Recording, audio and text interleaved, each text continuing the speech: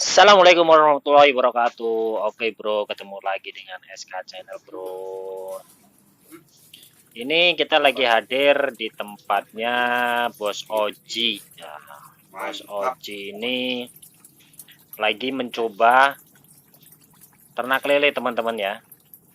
Ini ukuran kolamnya kecil di depan rumah, cuma kira-kira sih 1x2 dengan ketinggian air 30 sentian kayak ini. Air hijau, ikan sehat, waktunya panen. Ini di usia kemarin sih udah ngobrol katanya 3 minggu, 3 bulan. Dan ini 1 kilonya mencapai 5-6 ekor. Udah gede-gede teman-teman. Pakannya fix cuma pelet. Ini kayaknya sehat-sehat tuh. Sehat-sehat banget. Makannya cuma pelet. Jadi makanan sehat ya, bukan makanan yang macem-macem. Jadi jangan khawatir teman-teman ya, beli dari Bos Oji ini. Ini ternak lelenya sehat-sehat di depan rumah, menggunakan media terpal dan airnya menggunakan air hujan, tanda hujan ini. Air tanda hujan yang didiamkan selama 2 minggu, dikasih pupuk kandang dan dibikin biovlog. Jadi ikan sehat-sehat untuk mengurangi pakan dan membuat pakan alaminya di situ teman-teman. Tuh, kolamnya kecil, ikannya banyak bro. Ya kan tuh, ikannya kecil, ikannya besar. Patut dicontoh nih teman-teman ya. Ini usaha sampingan dari bos kita nih, Bapak Oji. Selain jadi manajer di perusahaan, dia juga ada penghasilan sampingan nih teman-teman ya. Nggak perlu tempat yang luas, cuma 2x1 meter kolamnya ukurannya. Ini dia ditebar sebanyak 500 ekor bibit, ukuran 9-10. Kenapa 9-10? Supaya lebih tahan terhadap penyakit, untuk mengurangi mati massal. Ini waktunya panen dan lumayan lah kira-kira teman-teman ya, 3 bulan panen, nggak terasa sih. Untuk penggantian air, untuk menghindari bau, itu dilakukan penggantian sebanyak 2 hari sekali atau sampai 3 hari sekali.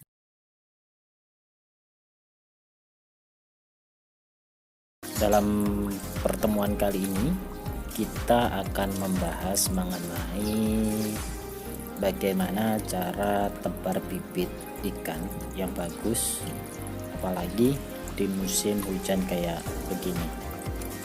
Ini kan lagi musim hujan, kebanyakan ikan itu akan mengalami stres apabila penyebarannya di masa pancaroba.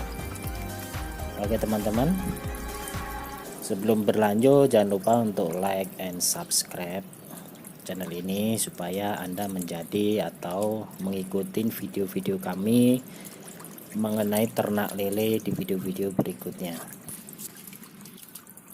Bagi pemula pastinya banyak muncul pertanyaan, kapan sih bagusnya waktu kita tebar untuk tebar benih lele itu? Kalau menurut pengalaman saya, untuk penebaran bibit itu yang pertama yang harus perhatikan yaitu adalah lingkungan atau kolamnya itu sendiri. Apalagi di musim hujan,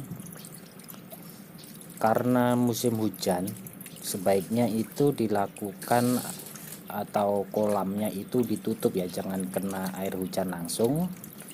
Dikarenakan karena air hujan itu mengandung asamnya yang terlalu tinggi dan pH-nya juga belum stabil. Jadi kalau kita baru tebar bibit terus kena air hujan langsung, itu dipastikan ikan akan mengambang atau menggantung, terus bisa menyebabkan ikan kembung dan mati massal. Kapan sebaiknya dilakukan penebaran? Sebaiknya dilakukan dalam masa-masa setelah pancaroba ya, atau sebelum masa-masa pancaroba. Seumpamanya sekarang lagi masa hujan atau lagi permulaan hujan, sebaiknya sih jangan ditebar. Menunggu udah, kalau bisa sih pas masa hujannya, kalau enggak sebelum masa hujan. Jadi dia udah bisa menyesuaikan dengan lingkungan hidup atau lingkungan di kolam. Oke, mungkin itu. Terus yang kedua yaitu persiapan kolam atau persiapan airnya. Itu sebaiknya untuk bagi pemula jangan takut untuk menebar bibit atau memulai beternak dengan persiapan yang matang, dengan persiapan kolam yang bagus, keadaan kolam air yang bagus, maka ikan akan mengalami kecil sekali yang namanya stres, apalagi mati massal, dengan cara pembibitannya yang bagus, terus persiapan air kolamnya yang bagus. Dengan cara itu difermentasi. Fermentasi paling enggak itu memakan waktu sekitar seminggu sampai 10 hari. Kalau udah usaha segitu, pasti air kolam itu udah dipastikan itu udah air mateng ya ibaratnya ya, buat awal kita beternak. Terus untuk pemberian pakan teman-teman, mentang-mentang ikannya banyak, kita jangan memberi pakan itu juga terlalu banyak. Kalau bisa ditimbang sebelum kita menebar, bibitnya itu ditimbang. Nah, dari masa bibitnya itu atau bobot bibit itu cuma 3% setiap kita ngasih pakan. Apalagi di awal-awal nih riskan banget nih. Kenapa saya bilang riskan? Karena bibitnya itu masih kecil. Dia kebanyakan sih makan juga dikit kan. Kalau kita kasih pakan banyak, akhirnya dia juga makan banyak, terus akhirnya kekenyangan, perut bisa kembung, perut bisa meledak, dan akhirnya mati. Dan banyak lagi kendala-kendala seperti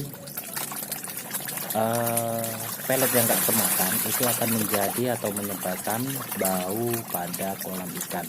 Kadang-kadang kayak gitu-gitu itu sebenarnya yang menyebabkan bau yang gak enak di kolam itu sendiri. Terus selanjutnya ada pertanyaan, kenapa bang kolam lele saya bau? Oke, bau itu ada beberapa hal yang perlu diperhatikan juga teman-teman. Pertama, bau dari kotoran ikan. Terus yang kedua, bau dari sisa makanan yang nggak kemakan oleh ikan itu sendiri. Contoh, kita kebanyakan ngasih pakan, ikan udah kenyang, akhirnya kan beberapa atau sisanya itu kan nggak kemakan, terus dia terendam air dan akhirnya busuk, dan itu yang menyebabkan bau kolam nggak enak. Bagaimana cara mengatasinya?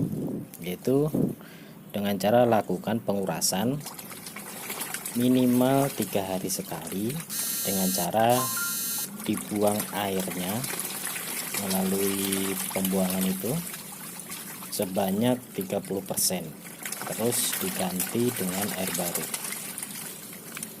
Itu dijamin sih untuk bau yang busuk di dalam kolam itu pasti akan hilang. Terus yang ketiga, masukkan atau mikroorganisme.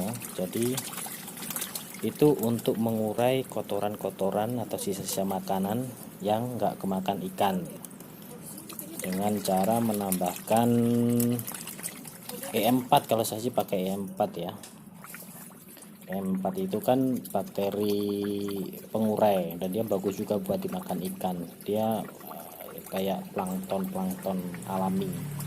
Jadi dia nanti akan membangun plankton yang bisa dimakan oleh ikan itu sendiri. Terus untuk masa perawatan, biasanya sih kadang ikan menggantung itu juga bisa. Banyak hal juga dalam perawatan ini, contohnya ikan menggantung. Ikan menggantung itu jangan panik dulu ya teman-teman ya, soalnya kalau ikan menggantung itu bisa dari kekenyangan dia.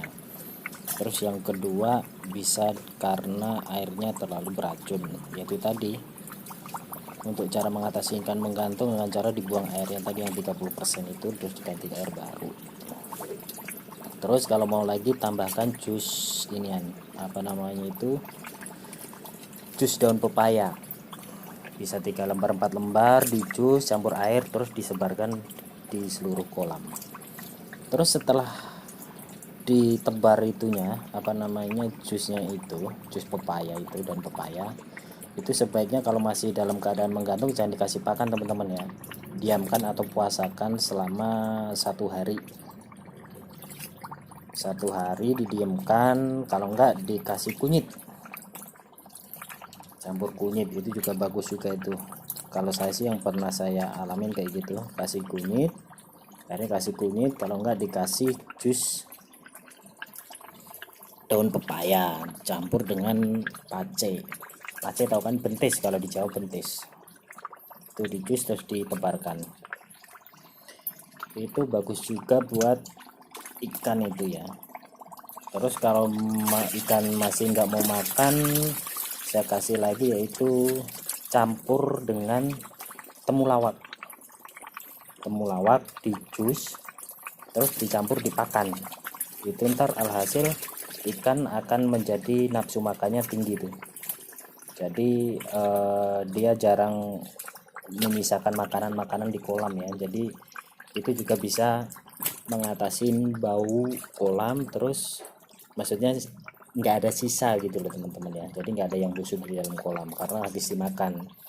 Kenapa? Karena nafsu makannya udah tinggi ya. Terus yang berikutnya yaitu lakukan sortir. Sortir ini penting teman-teman ya. Lakukan paling lama itu kalau udah gede-gede itu 2 minggu sampai 3 minggu sekali ya. Gunanya buat apaan? Gunanya itu buat menghindari kanibalisme. Soalnya ikan lele itu kanibal sekali teman-teman ya. Begitu ada ikan yang lebih kecil dari ukuran dia, itu pasti langsung diubur-ubur, langsung dimakan. Nah, dengan cara pemisahan atau sortir itu akan menghindari itu. Yang ada kita tebar 1000 ekor, karena gedenya kan satu kolam tuh nggak sama pasti pertumbuhan ikan itu. Yang gede-gede, yang kecil-kecil, ntar ya ada yang gede semua, yang kecil pada habis, tapi jumlahnya yang kecil itu udah habis dimakan sama yang gede. Kita tebar 1000 ekor tanpa disortir, pasti hasilnya ntar nggak 1000 ekor, ekornya hidup semua tuh, karena udah dimakan teman-teman ya. Oke, mungkin cukup sekian tips-tips bagi peternak-peternak pemula khususnya. Kalau ada masih kurang, boleh diketik atau diisi di kolom komentar. Mari belajar bareng.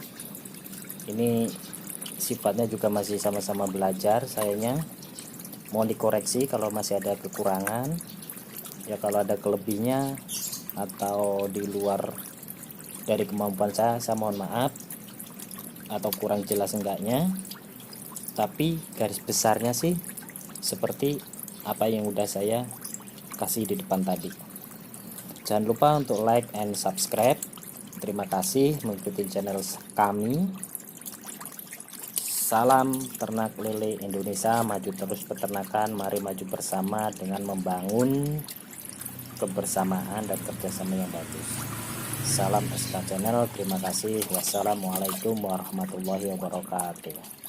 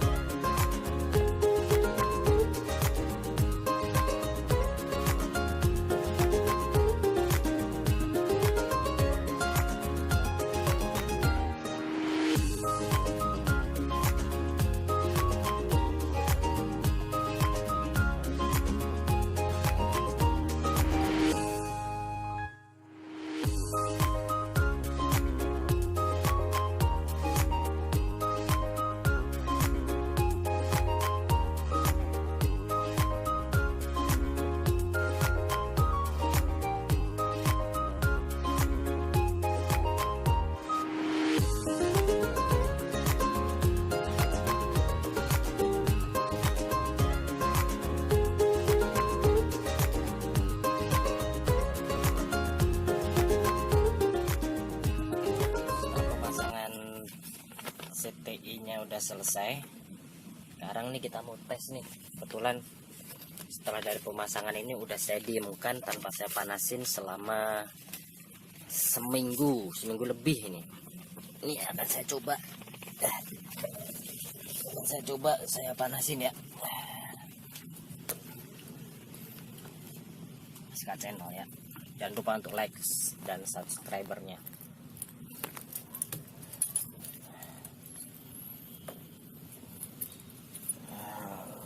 Bismillahirrahmanirrahim.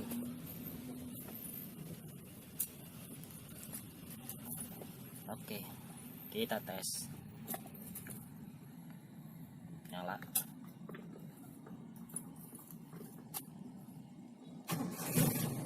Tuh, ya kan? Udah seminggu lebih langsung top chair.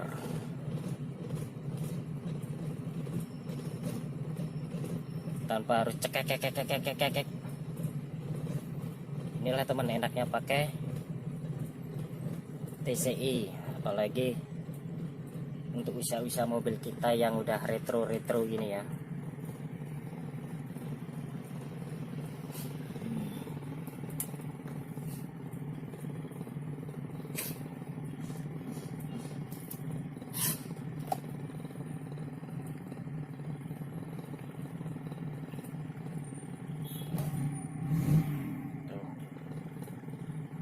Anteng teman, suara juga enak, anteng, mesin juga anteng.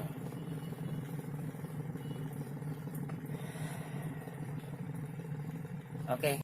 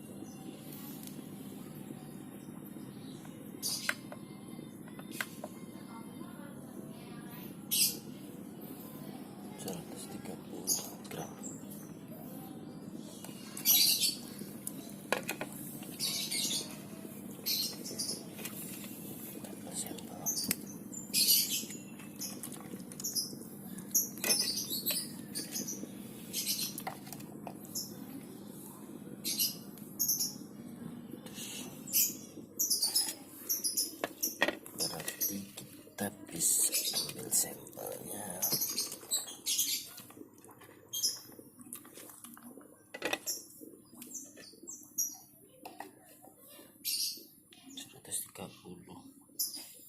Kita ambil di angka aman 125.